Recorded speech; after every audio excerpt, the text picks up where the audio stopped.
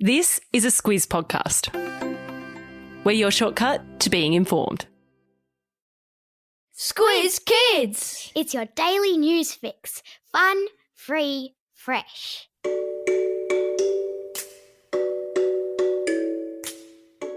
Hello and welcome to Squiz Kids Today, your fresh take on what's happening in the world around you. I'm Bryce Corbett. It's Tuesday, October 12. In Squiz Kids Today, zoo animals get ready for their close-up, Bosnia's spinning house, Rugby World Cup for Australia, and who wants to be a puppy nanny? That's what's making news, kids style.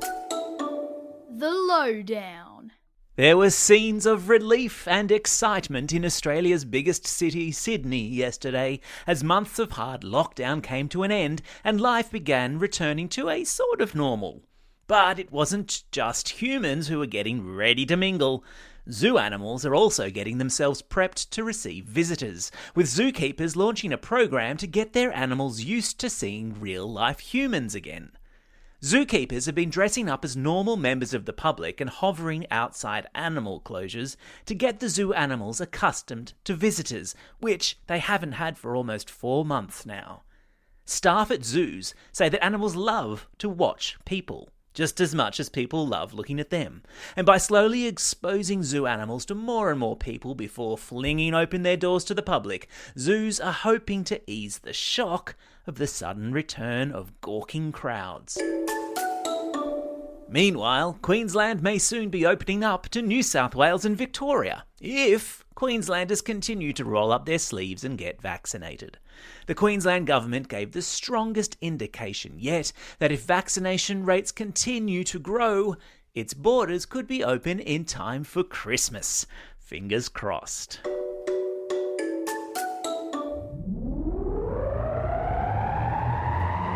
Spin the globe.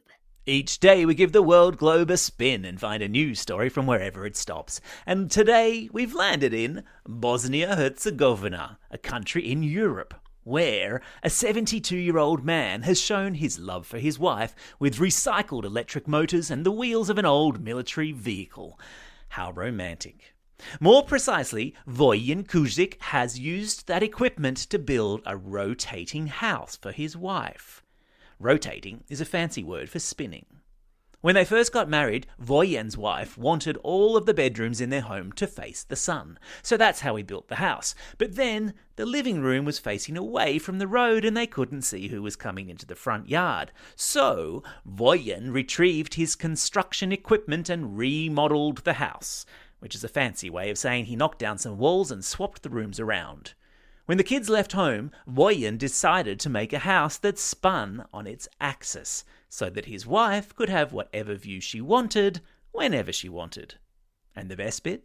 Whenever they see someone coming down the footpath they don't want to see, they just spin the front door away from them.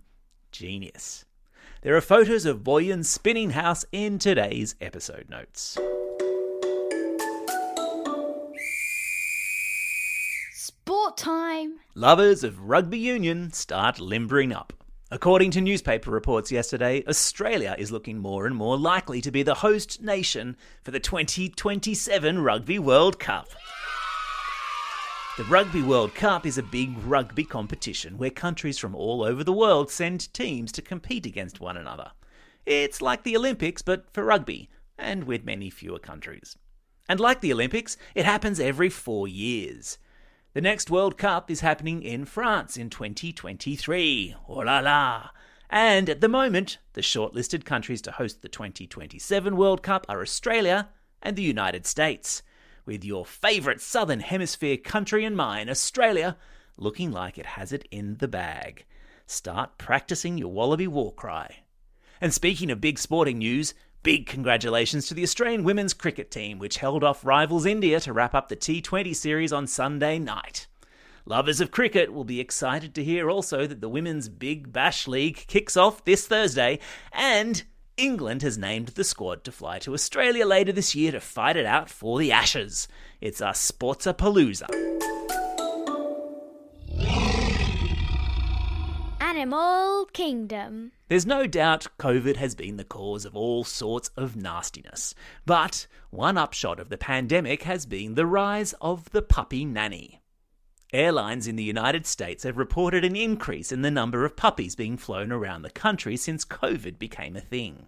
It turns out that puppy adoptions have skyrocketed in lockdown, because who doesn't want to share their lockdown with a furry bundle of happiness? But at the same time, no one wants to, or is able to, jump on a plane to retrieve the new member of their family. So, a whole new profession has been created. That of the puppy nanny. Men and women whose job it is to pick up your pooch, plonk him or her on a plane and accompany them across state lines to be delivered to your home. I think I want to be a puppy nanny when I grow up. Time for the Squiz. This is the part of the podcast where you get to test how well you've been listening. Question number 1. What big sporting event looks like it's coming to Australia in 2027? That's right, it's the Rugby World Cup. Question number 2. A man in Bosnia has renovated his house so that it now does what? That's right, it spins. Question number 3. Nannies are being employed in the United States to transport what precious cargo across state lines? You got it, they're puppies.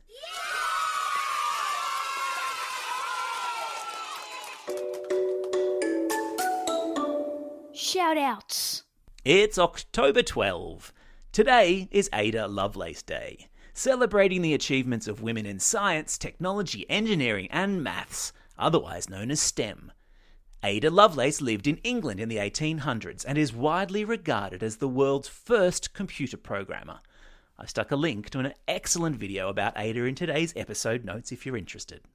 It's also a special day for these Squiz Kids celebrating a birthday today. Archie from Gosford East, Lachlan from Goomalling, Anton from Brisbane, Yash from Canberra, Max from The Rock, Grace from Oatley, Emma from Ermington and Felix, who's listening all the way over there in Houston, Texas. And a belated birthday shout out to Aria from Shoal Bay. And finally, because our friends in Melbourne, Canberra and Sydney are in lockdown, we're still sending out home learning herograms. First one goes to Mrs. Dahl at Shoal Bay Public School, and a very happy birthday today from her students in 3-4D. Another herogram to the grade 4 classes at Mount View Public School in Glen Waverley. Asha from Wallandilly Public School sends a herogram to her teacher, Miss Bright, and Class 3H from Minamurra Public School send one to their teacher, Mrs. Hughes, and say thank you for always being so positive and supportive.